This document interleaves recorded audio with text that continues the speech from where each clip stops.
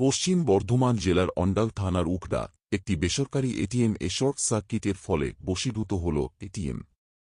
ঘটনাস্থলে দমকলের একটি ইঞ্জিন ও উকড়া ফাঁড়ির পুলিশ।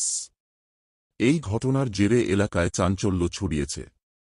ঘটনাস্থলে দমকল কর্মী পৌঁছে আগুন নিয়ন্ত্রণে আনে এবং ব্যাংক কর্মী আধিকারিক ঘটনা অঞ্চলে পৌঁছে এটিএমের কি ক্ষয়ক্ষতি হয়েছে, কত টাকার লোকসান হয়েছে সে বিষয়ে তারা জানার চেষ্টা করছে। এই বিষয় নিয়ে ব্যাংকের আধিকারিককে জানানো হয়েছে। এই ঘটনার পর এলাকার মানুষের মধ্যে আতঙ্ক, এইভাবে যদি এটিএম এ আগুন জড়িয়ে যায় টাকা তুলতে গিয়ে মানুষ কোন দুর্ঘটনার কবলে আসতে পারে, সেই বিষয় নিয়ে খুব চিন্তিত উকড়া বাসিন্দারা।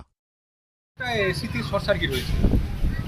আমরা যে আমাদের এইচডিএফসি ব্যাংকের যে এটিএমটা আছে সেই এটিএমের দুটো এসি ছিল, তার মধ্যে একটা এসি শর্ট সার্কিট।